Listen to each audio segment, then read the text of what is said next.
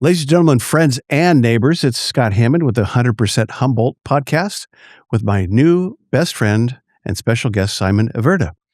Hey, I'm Simon. Solomon. You did the thing. Yeah, I did. Oh, man. I never do that until they just did it. Hi, Solomon. How's it going? Hey, going great. Welcome to the show. Thank you.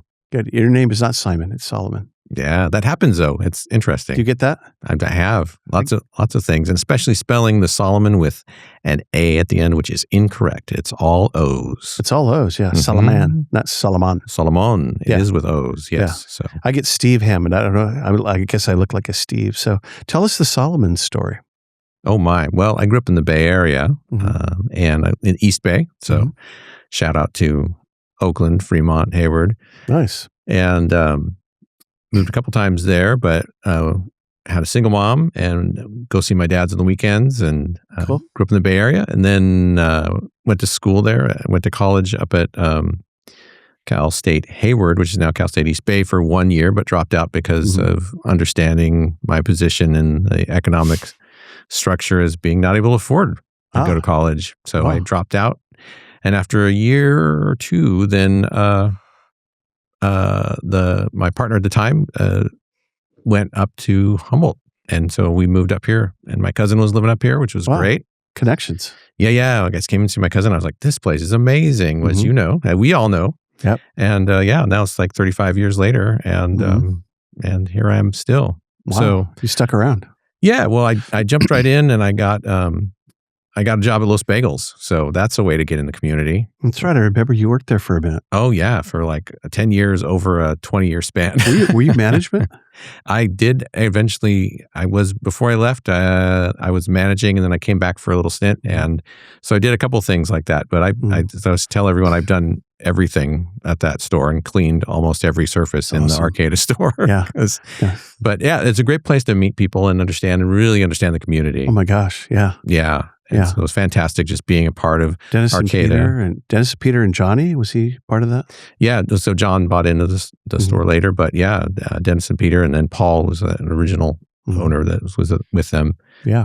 So I learned a lot. I was in my 20s and just learning how to work a job, how to interact with people, but also I got really involved with Food Not Bombs, which was a mutual aid organization that's serving food to whoever's hungry on the plaza, and we were soon after sued by the city of Arcata for, remember that, I think.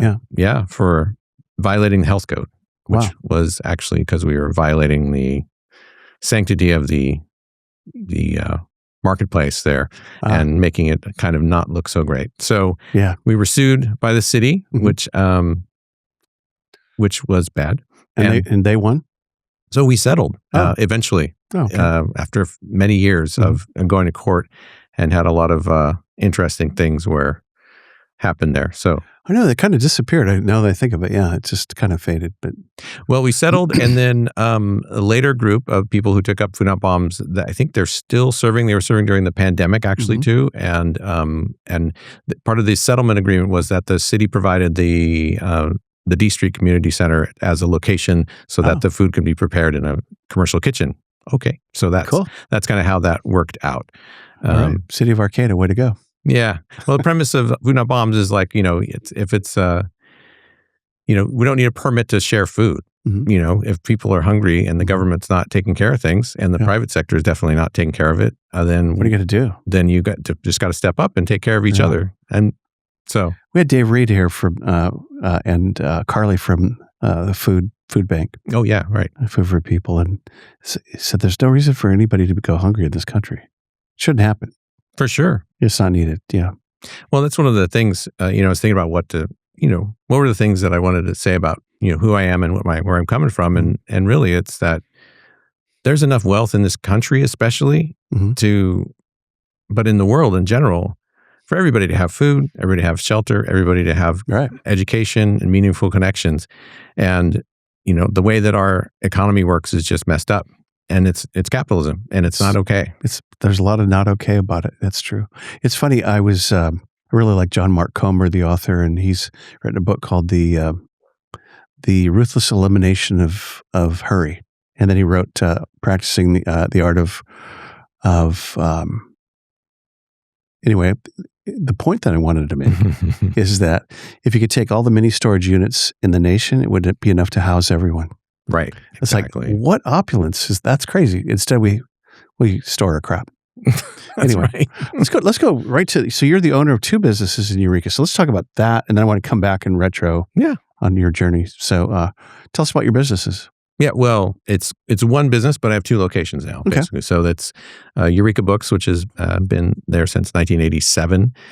So we're coming up on our 40th anniversary next year, which will be fantastic. And we just opened an expansion into another spot, which is called Omnibus. And it's on Snug Alley. Just you can see it from the front of Eureka Books, which is fantastic. There's my other store. There's my other store. We tell people a lot because people coming in looking for graphic novels, manga, art supplies, and things like that, which have formerly been at the Eureka Books, we say, we'll just move them across the street. So that would be things like greeting cards, things of that nature too, or greeting cards still at the main shop, but at the new shop is more of the stuff. Those like kind of art supplies, and then those like comic books and graphic novel type things. Yeah, and then now we have some role playing games too, and we're working a little bit with Dandars we sell some of the products that we can only get from them because they're and what is that? Store. I should know that. Dandars? Yeah. Oh, it's a gaming store that was right next to that's right. Right next to Northtown. That's right. My bad. And so we had actually already been working with Dan from Dandars to get him to supply us with some of those role-playing game products. So that's really a big thing, in the community too. It's like Dungeons & Dragons and those type of things. So partnership. Yeah, so we kind of split the profits with him on some of those products that we have in the store. That's cool. I love it. Yeah, but they've got a temporary location at the Jacoby Storehouse right now, and they're kind of figuring out how that's going to work until they get to go into their new spot, which is fantastic for them and Northtown. They're going to be in where the former Hatchet House is. Right, and formerly Arcata Auto Parts. Formerly Pacific Outfitters. Yeah, all these things. Yeah, formerly Safeway. I don't know what it was. So for those of you that don't know or want to recall, on my birthday, January 2nd, 2026, was a giant fire in downtown Arcata. And fortunately, there were heroes still in America in Humboldt County that stopped that crap because it could have really, everybody's assessment, that could have been really bad. Yeah. And they kept it to a half block, right? Yeah. And Northtown Books, a fellow bookseller, was gutted. When we walked by, Joni looks, she goes, "Do you see there's books there? Books are all," and she's getting, because she's a book lover and reader, and she was just distraught. It was difficult to go over there. Yeah. It was very emotional for me. I bet. Did you know the Northtown guys? Yeah, and we're all in the industry there. We don't all hang out in a secret cabal, but we do see each other once in a while. With a book cabal. Yeah, Come on in. We're having a ball. Yeah. That's funny. I like it. They're going to go in like fairly soon. Are they working on it already? Are they installing? They're working on it. Yeah, I think it'll take them a few months to shelves and all the stuff. I think toward the end of summer, so it'll be great. They'll be ready for the holiday season and just cool. have a chance to kind of get settled in there. It's going to be fantastic. Super big space too. And they got a parking lot. I mean, come on, it's good. Wow, it's just great. So have books made a comeback like vinyl? Absolutely, and I think this is one of the things that is the most misunderstood element of the book selling business is that, as far as we're concerned, small independent bookstores have been going strong, especially in Humboldt. And Booklager down the street is a couple years older than us, and Northtown's been there even longer. Right. And this community loves books, and we've, of course, we have to, adapt and change. We sell audiobooks through Libro.fm, where people can select our bookstore and do that. People can buy books online from bookshop.org and select our store, and we get a little share of that. And so pick them up at the store type of thing. And they get them shipped straight to their house. Straight? Yeah, okay. Bookshop.org. And then other things, just we sell on online venues. We have like 5 places where we sell online. Wow. And so every morning I come in and I look at the list and pull the books and ship them out. Wow. Yeah. Okay, so you have multiple streams of. Oh gosh, we have so many things, and make the books flow. Yeah. Because we do different ways of getting people, helping people find what they need. So we have 9 kids, many of which are homeschooled. And Jesse, shout out to Jesse in Seoul, South Korea. We used to go to the McKinleyville Library, and he would literally bring 2 boxes. Yeah, and who's the sweetheart librarian? She was so cool. And she would just feed Jesse books like Mishner and all the stuff. And he wound up at UOP and then at Davis for a doctorate and voracious consumer of books, kind of like his mom. Yeah. And me, I watch Gilligan's Island and Seinfeld. I know. And do podcasts. It's different, but I read books, and I wrote a book. Hey. Oh, hey. How fortuitous that we had the everyday dad here.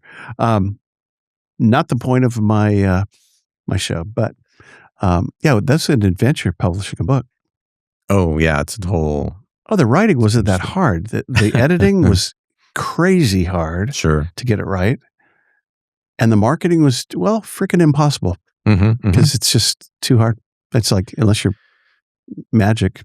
But, there's something about the industry that's interesting because now anybody can publish a book. And so all kinds of maybe not so great things are coming out there, and there's a reason you have editors, and there's people that help you polish your product and make it something that will actually help people and actually get across the message you want to get across. Yeah, and it's a challenge because it's a lot of work. People think it's just an easy thing, but yeah, because you did it. Is that it's like it's a journey, and of course we talk to all the local authors, and we accept all the books from local authors that bring them in. We put them on consignment, and we say like, hey man, sweet, we sell it. You get your 60% of the cover price. Let's do this. That's pretty good. That's a great commission. The thing, though, I'd tell most people, though, is like, don't go on Amazon. Don't use Amazon. I mean, to publish your book. They rip you off. The product is horrible. The books are just not high quality. Like, just even at least work with Ingram to do it instead. But there are other options too. And we have local folks like Jim Haidt. He found a little publisher, and they helped him out, and his book looks fantastic. I haven't seen Jim in years. What a great guy. Oh yeah. Hi Jim Haidt. Hey Jim Haidt. Does he come in? Is he a customer? He moved out of the area. So, he's gone, right? Yeah. So where'd he go? I'm somewhere with out of the area, less moisture. I think was the, wait. That could be Solomon. That could be anywhere.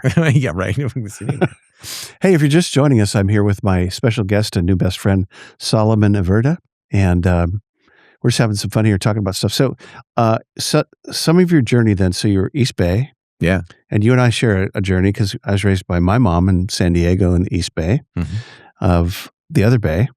And I understand single parents and what they do now. Then my father lived up the coast in Oceanside, who, after he got sober when I was 13, we became fast friends till he died in 2004. So, single parent. Yeah, well, I had a similar, my dad was always see us on the weekends, but when I was 14, I went and lived with my dad. And I was like, there's something that I had to do, and then I was like, I'm going to go live with Dad. And my mom was like, what? Okay. But it was like, she said, it's important. She said, go for it. Yeah. I mean, important for a young man to understand his father and be close to him and have some time in his high school years. So that was a time for us to get a little closer. There's a lot of brokenness about guys that, have deadbeat dads. They just left. And so there's not that, they never complete the math. And I think it's just hard. Anyway, don't want to go down that road too far, but hey. Yeah, I was able to make that connection with him and find him. But it's an important thing for young men. It's like I've taken, as parenting is really kind of one of the main things that's drives me is just like being a good parent. I mean, really enjoyed being a parent. How many kids? 2 kids. Nice. My daughter is up at Humboldt and doing her second year, and my son is a junior at Eureka High School. Very cool. He's doing soccer. He just took his SAT and got a really good score. I won't embarrass him by saying how high it was. Wow. It was pretty amazing. Good job. And but yeah, he's going to go look at some colleges, and it's just kind of like that's what it's all about. And you're on that journey with him. That's what it's all about. So cool. My dad drove me up to Humboldt from National City, California, San Diego. It's like, what do you want to do, Scott? I go, I don't know. This looks like a pretty good school. Let's go. And he, a couple journeys. Yeah. And finally brought up all my crap and stayed at the Colony Inn. And when it was a real dump. I remember the Colony Inn. It really sucked, man. Yeah. It was, anyway, sketchy, but hey, got to go to school. Yeah. Well, my son is going to go on a trip with my ex-wife, his mom, in a couple of weeks, and they're going to go down and look at colleges. And, nice. And that's really what it's all about, is just making a good environment, a good place for What's your he kids. looking at? Well, he's looking at San Luis Obispo and awesome. and Berkeley. And then I was like, just go stop by Stanford. Why not? Hey, you got the SATs, bro. He's got the SATs, bro. And he's just a great, super intelligent kid. He wants to study architecture. So like after we go to the gym in the morning, we go like 4 days a week, and we hit the gym and we're driving around. I'm like, okay, look at that fence. Like that's way too much. Like that's an ugly fence. Like you could do that with a hedge, like we're having all these conversations about, I'm just like trying to be like, think about these things, it's about, we make choices as a community about the way we want the community to be, and the way that it looks, and the way that we interact with each other. And it's important for us to kind of make those decisions consciously and not just be reactive. That's good. So I'm trying to instill that in him before he leaves. I've got a little bit of time left. You do, yeah. It's hard because you always have that investment until you don't. I think SLO's a great school. Yeah. My son Jesse, the one I referenced, he applied at San Luis, but didn't have the SATs in the architecture school, which is tough thing to get into. But I love that community in so many ways because it's got weather, it's got a downtown, it's got good culture. Yeah, it's alive. My sister-in-law has Pizza Republic up by the airport. Okay, all right, Pizza Republic, SLO. And then they used to own the Old Village Grill in Arroyo Grande. Nice, great burgers. Okay. Am I doing shout outs now? I guess that's what we're doing. I guess that's what we're doing. So I'll give you the quiz is coming, but I'll give you the deeper Zen quiz first. Who are you, Solomon, and what do you want? Oh, yeah. I mean, you just said a community thing that's pretty meaningful, in terms of downloading to your son about being intentional, community intentional. But what's your answer to that if somebody said, who are you and what do you want? So I have a general philosophy that stories are relationships, and that the stories we tell then determine what kind of relationships we have. And so I'm a curator of stories, literally at the bookstore. Yeah, all the stories there. But it's also about the interactions we have each day with other people that we come into contact with, and to have some honest storytelling about what's going on instead of just making up this imaginary thing about how we think things are, but really deal with like, how can we make a better story where everybody's taken care of? Like I said, we have enough for everybody to have all the basic needs met, and then a little more, so that we can go and learn and educate ourselves and be better at continuing this on to help the next people that come with us. We all have a responsibility. It's a universe of abundance thought. Oh, for sure. It's not a scarcity thing here. Yeah. And it's, that's one of the things is like growing up poor for me was a challenge because like I ingrained in that myself, like, oh, I can't afford to go to college. I've dropped out of college like 3 times because I was like, I can't afford this. It's not going to work. And then, in my marriage, there's like a lot of like, oh, we can't afford this or that or whatever. And it was just like, you know what? Once I got divorced, and then it was like, I found this abundance that I was like, I have everything I need. I can make my dreams come true. So when the bookstore came open and was available for sale, it was just like, yes, I can do that. What year was that? So it was 4 years ago, actually. April 1st happy anniversary. Yeah, we just had it. So 4 years ago is when I bought the store from Jack Irvine, who was very generous to like help me get started. He's actually sold me the building too, so I own the building. Sweet. And so that's like these secure, all the things start happening once you like let yourself into an abundance mindset where you can believe that things can happen. And the thing is though, is we have to support each other in those things. We have to stop telling the story of that there's not enough for everybody, that we can't make these things happen. It's like we really can. I must overcome you so I can hit my goals. No, that's true. I love it, man. It is a mindset shift. Yeah, and I think a lot of people, are living in a lot of, fear about what's going to happen to them because we have a society where like we don't have health care. It's like where children don't have health care. This is ridiculous. Right. I get upset about it, and everybody who interacts with me on a personal basis knows like I'm really easygoing and kind of just able to like kind of let things go, do a lot of listening. But when you get me worked up on this stuff, man, it's like I'm angry, kind of pissed. Yeah, good. It's like, come on, like we can't say every child should just be able to go to the doctor and get served until they're 18 or 16 or whatever. Or get an education. Right. Or get education free. Or food. Healthcare. It's like, come on. Like we have enough resources. It's that there's a small group of people who's hoarding the wealth because they live in this fear mindset where they're afraid that they just need to keep getting more because they're never going to be enough. Right. And that's what we need to change is we need to get away from this like capitalist kind of attitude of where like the only way to get ahead is by taking advantage of other people, capitalizing on the other people's inability to stand up for themselves. Mm-hmm. Yeah. And I think of a sad quote. I think it was Andrew Carnegie that said on his deathbed, he goes, what do you need? Are you okay? He goes, I just need to make another $1 million and I'm going to be cool. It's like, what are you saying, bro? Yeah. Yeah. Greed's a funny, weird thing, huh? It's like very limiting.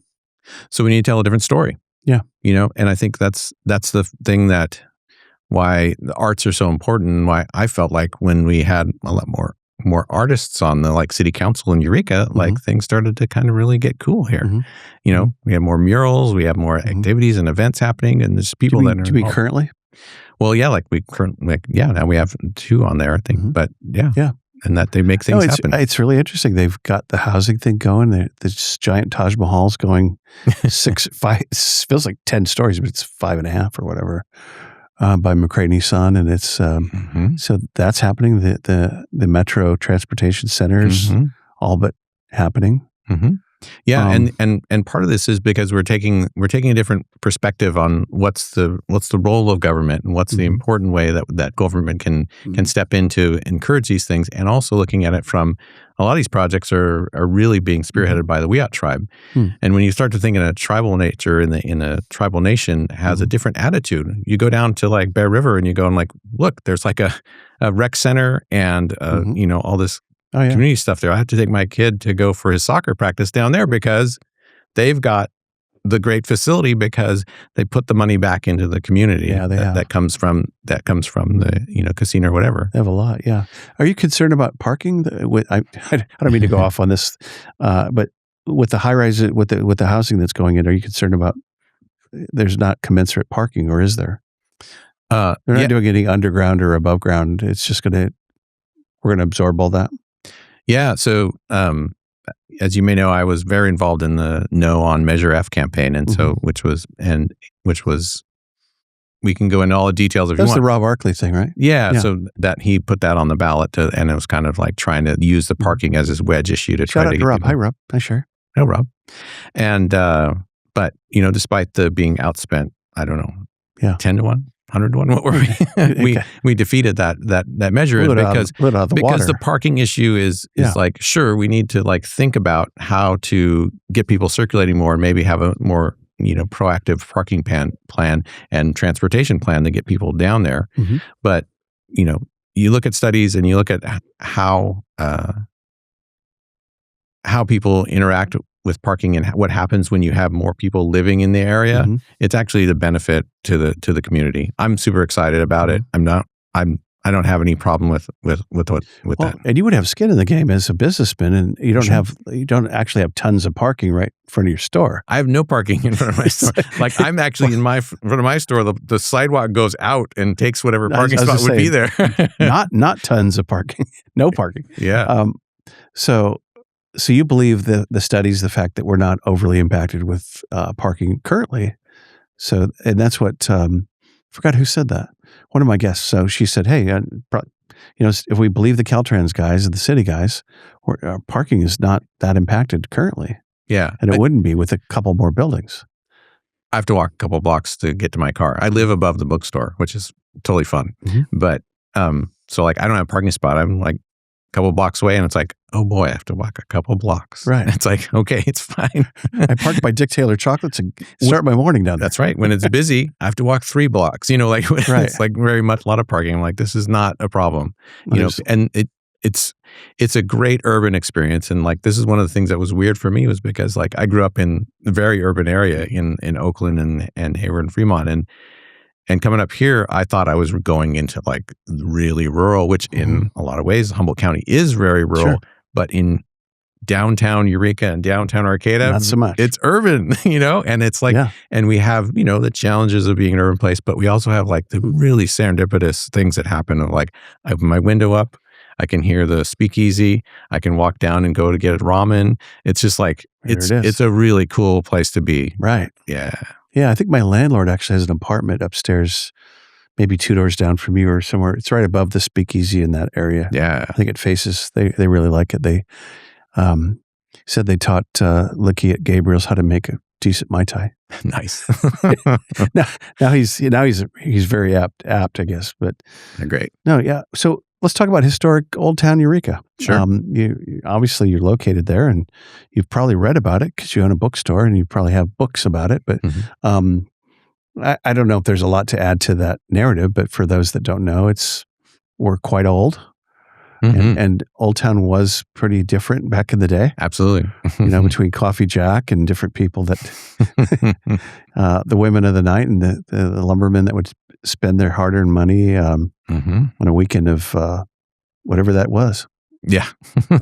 Any other insights as to want to talk about Old Town? Yeah. Well, I did an art project that you can find at losteureka.com, and it's a project called Lost Eureka, and it's what I did was did research in the newspapers from 1889 from Eureka. Wow. And so I learned a lot about the way it used to be down here. The project is fantastic stories that have some slight corroboration from these newspaper articles that are in the Standard and the Times, the two separate papers that became one later. Right? And now it's one half of a paper. Yeah, really. So love you, John Richmond, but it's kind of small. We needed some work on that. But yeah, and so so there's fantastic stories that are slightly corroborated by the newspaper articles of the time. So that's funny. It was a real fun project to do, is to really kind of become familiar with the things of what Eureka was like in that time period, and just seeing there used to be they didn't have TV, they didn't have radio. They in order to have a good time, you would go out and you would go to one of the many halls that were available. Music, and they'd have people playing music or singing, and it was like a thing. Or they have children perform, and it was just theater. And it was traveling theater. People would come through and would guy would come on the stagecoach, and hang out in Eureka for a few weeks, do the shows, and do I'm going to do a Shakespeare soliloquy. I'm going to do some poetry, and that's and that's what they would do. Yeah. You'd go out and see the show. You make me think of the bathrooms at the Sea Grill. They have framed up newspapers from the 50s. Oh, yeah. And here we go. Maybe they had a little TV then, but it was all these acts at these bars and these different dance halls, and it's fascinating. It was like the Friday afternoon paper of all the stuff to do, and it's like, oh, cool. Oh, we should go see her. She's pretty cool. She looks like she's singing all the hits.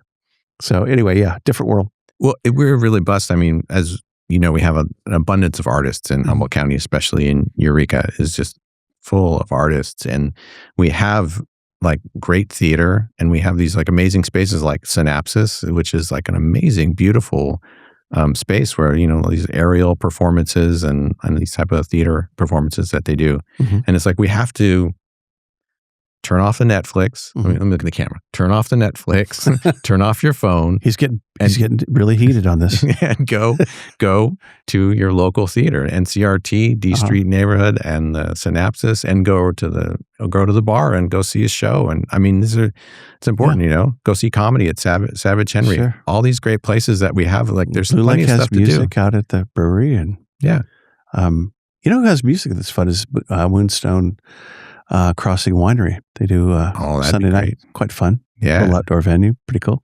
Yeah, or indoors. They do it some there up there that are really fun. Yeah, no, great word. You're right. Get out and then read a freaking book. Hey, well, there you go. There's a good idea. There's that. Did you make that one up? Is that your bumper sticker? No, that's the Northtown Classic. Yeah. Do you sell those? There aren't a lot of cars in Humboldt. That bumper sticker. Yeah. That's great. I told my friend Ron about that. I was driving. I go, look at that bumper sticker. He goes, yeah, that's kind of pretentious. He goes, I don't really like that. I go, okay, fair. So let's do the quiz. You ready? Ready. All right, here we go. Following this, we'll do the AI experience. Oh, God. Oh, yeah. Let's see. Oh, well, let's see what we have here. Okay. Hey, ladies and gentlemen, the quiz for Solomon. Question number 1. You could do anything you want in a day in Humboldt with whoever you want, and money's not an object. How are you going to spend that 9 a.m. to 9 p.m. window? What would you do in Humboldt County, which is right here in California? It's right on Look at that place. Yeah, anywhere within the borders.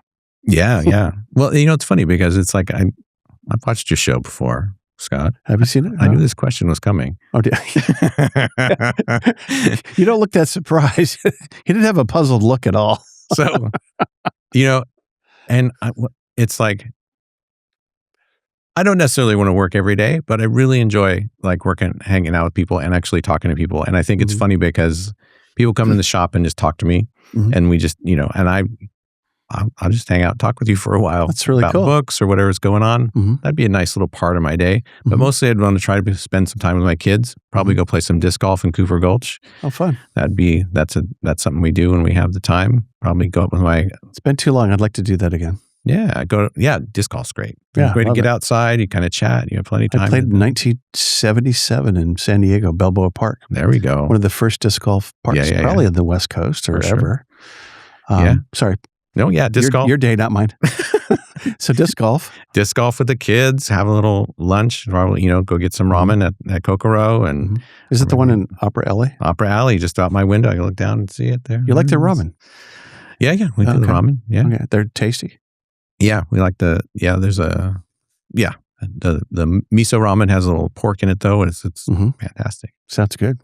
And probably then spend some time with my lady, and we'd probably go up to Trinidad. I love Trinidad Head. Probably hike the head and take a look out there, look for some whales. That's Joni's favorite. Yeah, the head.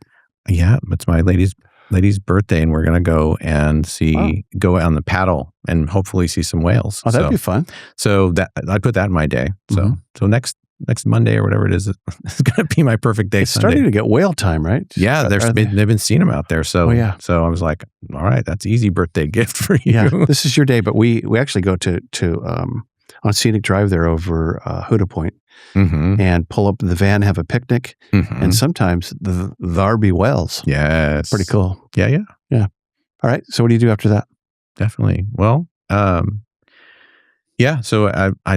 I'd find some time to do some creative work, do some writing, and read a book. Wow. I would read a book and relax. Yeah. Nice. Probably go out to maybe Ramone's on Harrison. That's one thing we like to do, and go play a game with friends. Oh, and then maybe get together with my dude friends and play some Dungeons and Dragons. I think that's sweet. What a day this would be. That's a full day, man. I love it. I like pack it all in. Yeah. Joni took Aunt Dana, her sister, yesterday to Ramone's on Harrison.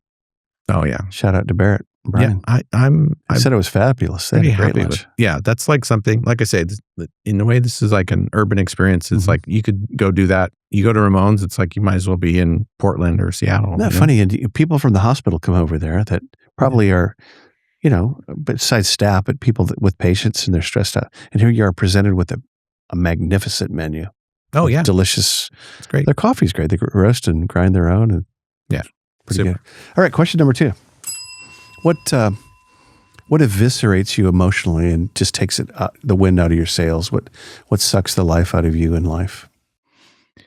One of the most difficult parts about being in Old Town, which was getting a little shock, was just to seeing the desperation of the folks that are living on the street on a daily basis. It's so frustrating to me, as I will say it again, is there's enough for all of us to have everything we need. Right. We need to figure this out, and I appreciate the work that the council is doing to make us be like a home, get the awards for housing, because we need to address the situation, and we can do this, like there's no reason for people to be making money off of other people's desperation, and we've got to figure this out.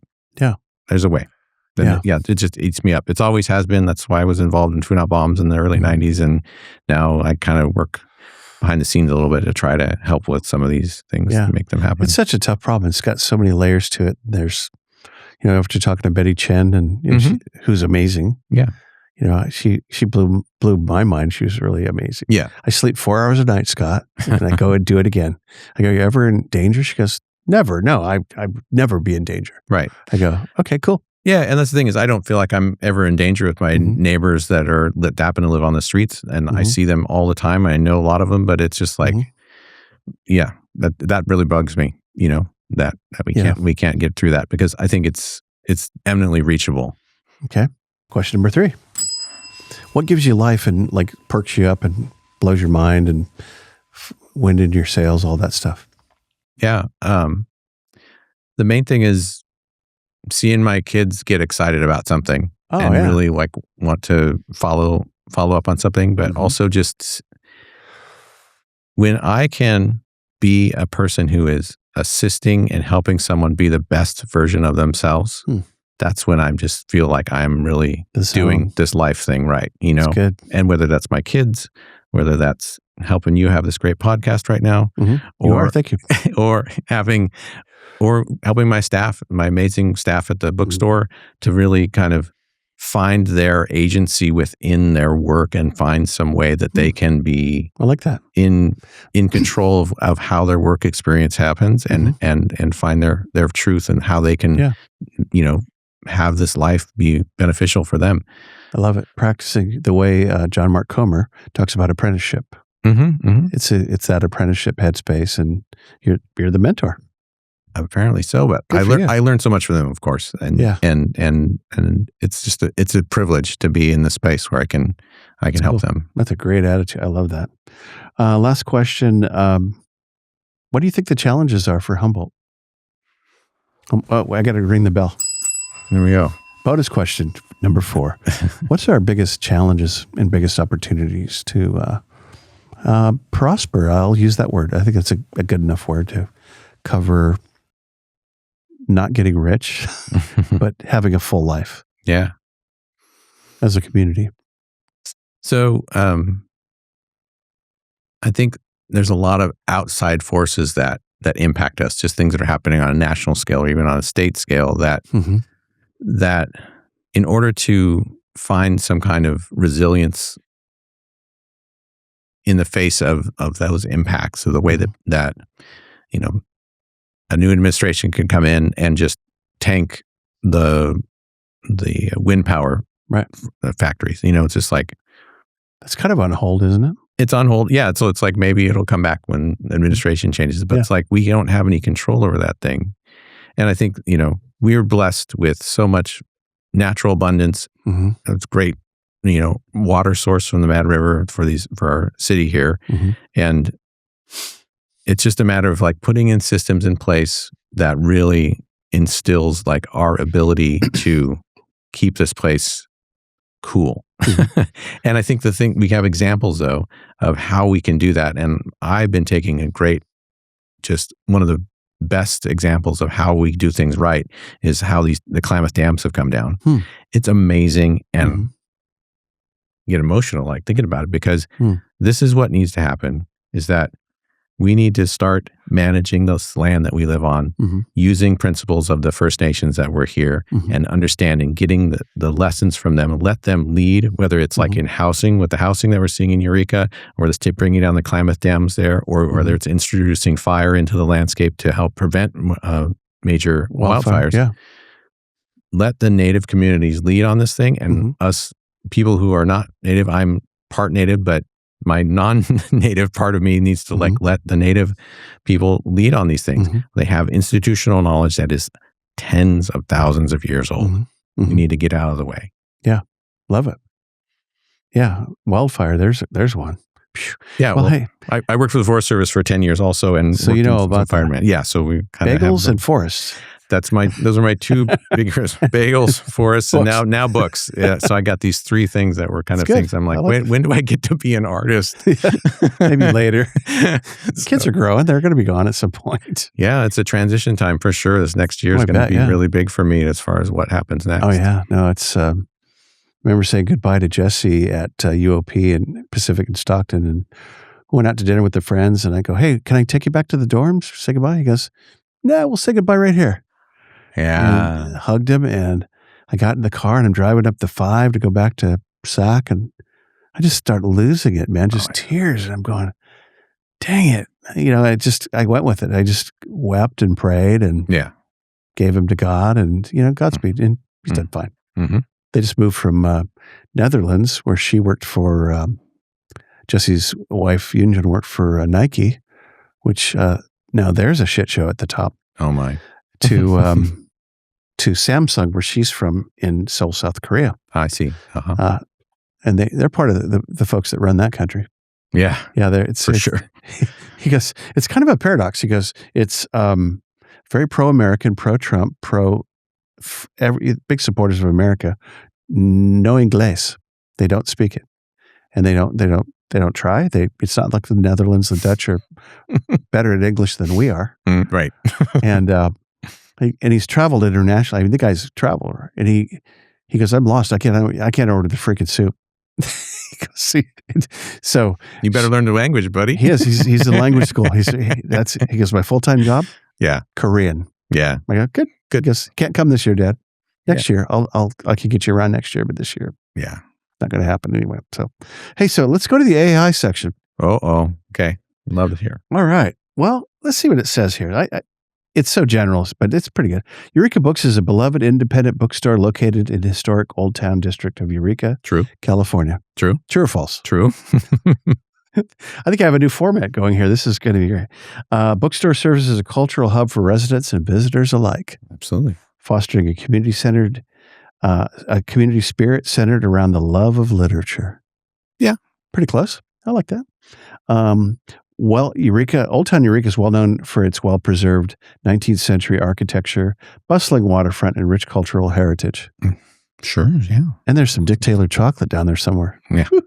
Come on. About Eureka Books, established in the 20th century. Yes, true. Exact founding date, not publicly documented. Is that true? Oh, wow. Jack Irvine? When did he open that? Carlos Benjamin opened it. Carlos and Marilyn Benjamin opened in 1987. And then they moved into the building there in like 1988 or 89. Where'd they start?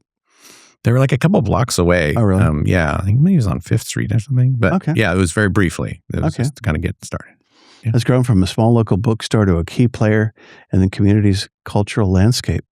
That's pretty general, but I'll take it. Thank you very much. Thank you very much. Let's go.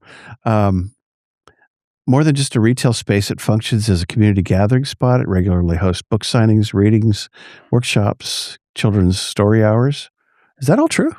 We do not have children's story hours or readings because the space is too impactful. Come on, AI, man. You're doing LSD. Here, they're going to fall off here. Okay. Yeah. Close enough. I'm sorry, this is fairly elemental, but it's fun. Eureka Books embodies the spirit of Old Town Eureka, historic, community-oriented, and culturally rich. Yeah. It supports authors and nurtures readers of all ages and contributes to the preservation of the town's unique identity through the power of books. Power of books. Woo! All right. Maybe the power's not in the books, it's in us. Yeah. As we read the books. Well, the stories. Live the books. Live the stories. Mm-hmm, mm-hmm. Yeah. I love the idea that life is, learned that in Toastmasters, that you can, Jesus did it with parables, but you and I do it when we tell a story. Mm-hmm. Can I tell you a quick story? Of course. Just kidding. I probably could come up with one too, and I would. It would be amazing. But yeah, it's the whole, I think we live in stories. Yep. And I'll never forget my dad was in a sales meeting. We worked for the Tri-City newspaper. Remember the shopper? Oh, yeah. Remember newsprint? I do. I do. And I said, I'm so excited. Come on in and tell us all about this rich heritage of salesmanship and that you were amazing insurance sales guy. And by the way, I never wanted to be my dad. And the DNA just, it's too much, folks. I just caved in 13 years ago at 53. Nice. Anyway, I'm glad, best thing I've ever done, besides marry Joni. So he came into the sales meeting, sat around, and I go, Dad, you got the floor. Time's not a problem. Just unload on us. And he sat there, kind of a smart ass, smug, and he goes, if you folks are in sales for the money, you're about half paid. Mm-hmm. And I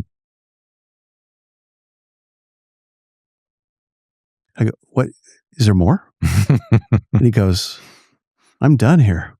Rob is my middle name. Rob. He goes, I'm done, Rob. And I go, yeah, okay, great. And so we called the meeting, and that has echoed in my brain for probably 30 years ago. If you're in life or sales or business for the money, you're maybe about half paid. And you said it earlier with relationships and the human connection and hanging out with folks. Seems like you're really good at that. I try. Yeah. It's about showing up. Showing up and listening. You know, I think we gotta listen. Yeah, I'm working on that still. Yeah, the big part of the story is the person that's listening. You know? Hey, amen. Maybe the main part. Some of the best salespeople are great listeners. That's how you win. My friend Brian, he'd listen to you right into a sale. Oh no, people come in and I'm training new staff, and I say have them tell you. Like you don't sell them the thing. You got to understand who they are, what they need. Yeah. Everybody's looking for something. Yeah. They're coming into the bookstore, whether it's going to be for a specific book. They don't know what book they going to want, but maybe they're not there for a book at this time. Maybe this time they're here just to have the experience of being in a bookstore, having somebody have a genuine interaction with them and realize this is my community and this is where I want to be. They'll be back and they'll buy a book eventually. I don't need them to buy that time. The bookstore long game. That's right, baby. I like the long game. I'm all about the long game. But because what we're building and what the mission of the store isn't to sell books to make money. It's to build community and to make this space be, you know. I love it. Yeah, to make those connections. I take that seriously in my business. We do a recognition called Humboldt Heroes. The fact why I'm sitting here is I interviewed with this nice man over here. Hey, come on into his podcast, Growing Pains with Nick Flores. Live in Humboldt County. How many episodes are you into, Nick? 200 and change. 200 and change. Yeah. And these are not short form like mine, hour, 48 minutes. Give me a break. He's doing 2 and 3 and 4 hour shows. Yeah. And where's I going with that? So yeah, Humboldt Heroes platform for blessing to be part of a community. And in this case, say thank you to veterans. Yeah. Small thing. And somebody said, hey, do you want to grow it? I go, what do you mean? We could scale it, do it big. I go, why would you want to wreck it? Yeah. It's cool when it's 30 or 40 people on the sidewalk for 20 minutes. And it's organic and low scale, and there you go. So I'll wind up with 2 things. One is I want to know your legacy and your wrap up and how we want to bury you and what we want to say and what's on your tombstone. Right. You already see that coming. You probably thought about that. What you haven't thought about is this question. My real creative zinger. Okay. Bring it. What do you see as remember the SWOT, an acronym, strengths, weaknesses, opportunities, threats. Right.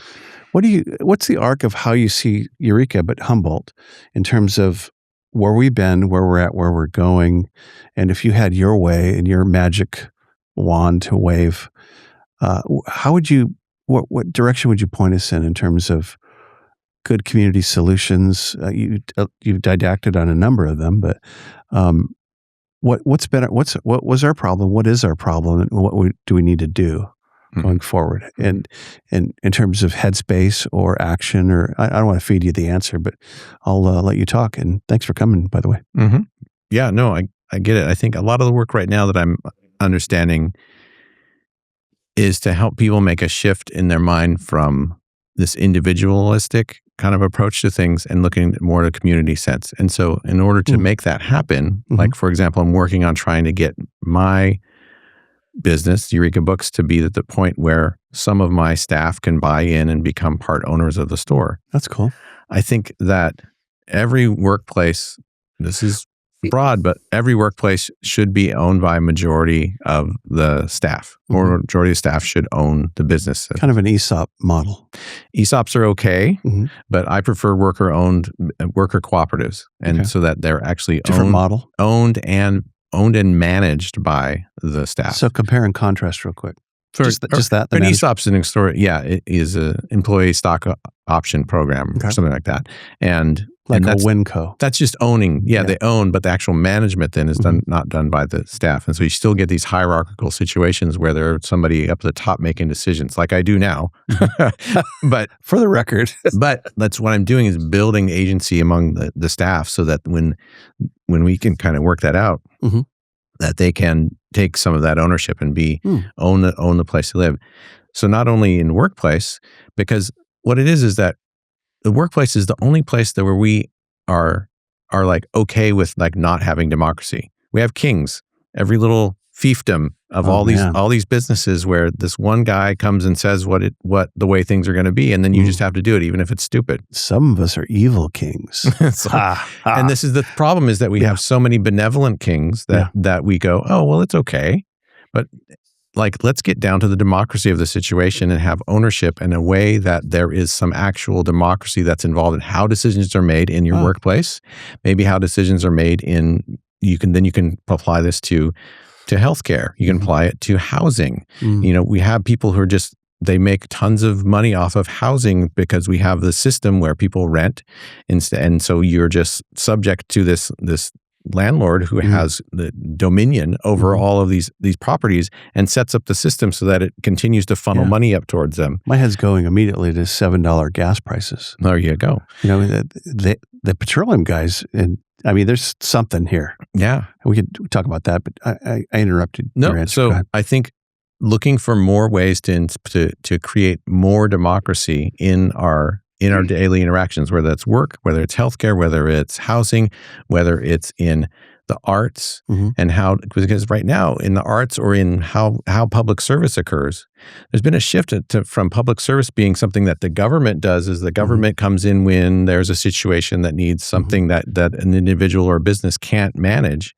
And instead we've created this entire giant nonprofit complex, where the money funneled from is donated from these rich people. And then so the nonprofits react by doing things that the rich people like, and there's no accountability because it's not a government that's making these programs happen. It's a board of directors that is not elected.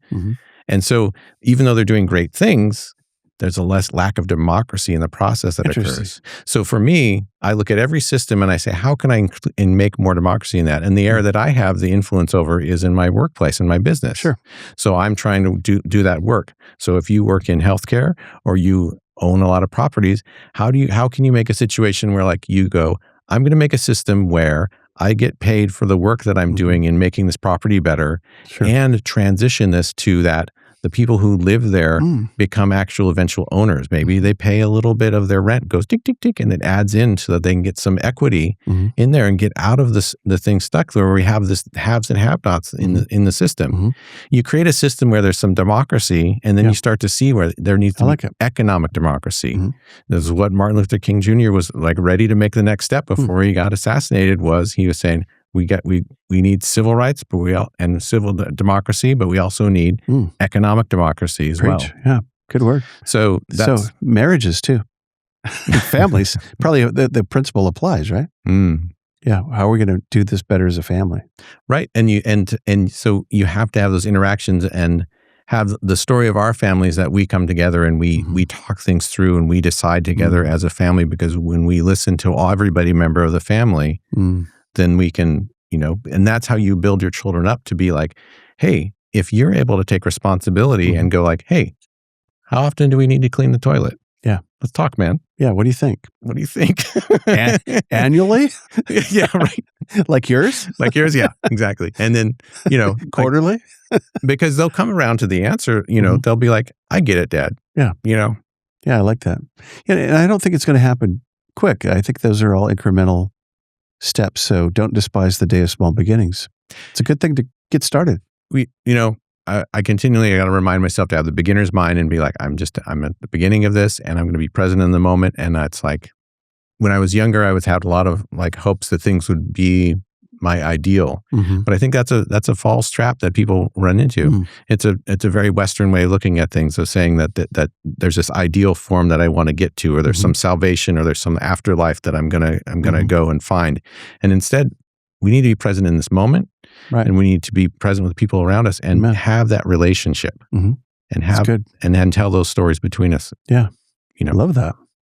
That's cool. Does that answer your question? I think it does. Yeah, it does. I mean, there's a million ways to answer that question, but it starts, it's scalable. So all of us are part of something. or some community, and we can do that. Look for the ways that we can build more egalitarian systems rather than hierarchical systems. That's what I would suggest. And it seems like it could apply in any community, but I think that we have a lot of individualism here that makes it difficult to overcome that, to say, like, how do we act in community? Right. And so I think like great things like Synapsis and, other groups that are just like, the Food Not Bombs, that really brings people in to work together rather than like some great man has some great idea about whatever. Right. And have a exit strategy for the team to take over. Or team members of... We've got a lot of people, my age or older, who are going to be like, really, it's time for them to move on from their businesses. And if you can think about, how can I make this so that it spreads out the democracy rather than just like keeping it again to the one other person. Yeah, I think of some business people locally that are making that effort, and that I sense they make that move into the future. Let's talk about your death. I'm ready. Speaking of which, sorry, weird transition. No offense. What would you like us to say at your? What would you like folks to say or talk about when they talk about you at your celebration of life? And what are you thinking is going on in the tombstone? What would you like to be remembered for, Solomon? Sure. Well, it's interesting is I was part of this classics book group that's been meeting for like 36 or 7 years now. Wow. Amazing group of people. It started out with Joe Theroux, Dick Stoll, and Lance Hardy. So I'm thinking of Lance Hardy. I don't know if you know him, but I know the name. Yeah. Yeah, he had a thing where what was part of his deal was like, write your own tombstone and write your own epitaph. Cool. And Lance is just a very, very smart man. And your own obit. What's that? In your obit. Yeah. Write your own thing. And it's interesting because like I'm 54, so I'm starting to, get my AARP things in the mail. Right. Turned it a quarter here, huh? I went and got my hips x-rayed a couple weeks ago, and I found I have arthritis and probably going to have to get a replacement hip eventually someday. And welcome to the club. Yeah, right? I got 2 the same day at Stanford. You too? 13 years ago at 54. Yeah, see? Crazy, dude. Yeah. But it's the best surgery ever. That's what I keep hearing. Quickest recovery, and Koontz Institute, Providence, you could get it done. I think that it's weird. I don't know. It's very much a tangent, but like, I think a lot about like hip replacements and stuff like that. Like as I was looking at it and seeing how it occurs, and I was just like, oh, dude, this is amazing. This is taking part of my body away and putting this other part in. It's a trip. And what it really was for me was like, I'm beginning to like have this story about like as an allegory for like the transgender experience, and like how like your body is not the way you want it to be. And so you do something to make it be the way you want it to be. Yeah. You put a new hip in. It's kind of the same It's deal. a trip. I can't even watch the procedure on YouTube. It's too gross. Oh yeah, it's a little much. So what are we going to say at your thing, your deal? Back to my question. Well, so I've been thinking a lot about, like, gosh, how am I going to, get out of here? And so, and I keep coming back to just being present in the moment. I kind of don't think about that. So I'm going to give you a very dissatisfying answer. I'll just say like, it doesn't concern me. It's none of your business yet. This is the thing. It was like, when I got married, like, it was kind of like, the wedding is not for you. It's for the community. Love it. My death will be not for me, but for my community to remember me in the way that they see, that they choose most fit. And so the real goal for me is for me to be remembered honestly, and not any kind of fake thing that people are saying about me, but rather to live my life in the way that I live up to what they think of me. Great answer. Honest. I love that. Thanks for coming. Appreciate it. Appreciate you. It's funny. I was just reflecting as we were talking, is every guest I get to know as like almost friends. Yeah, we get very it's intimate like here. There's a little connection. I love that. Thanks for doing that. Hey, if you're wanting to subscribe to us, 100% Humboldt podcast, we're online. We're on all the platforms. We're Access Humboldt. We're on YouTube. We're in the air, and we'd love you to like us, love us, donate to us, make all kinds of Nice comments. And thanks for coming today, Solomon. Thank you. Thanks for 100% Humboldt. With Scott Hammond and Solomon Everta. See you.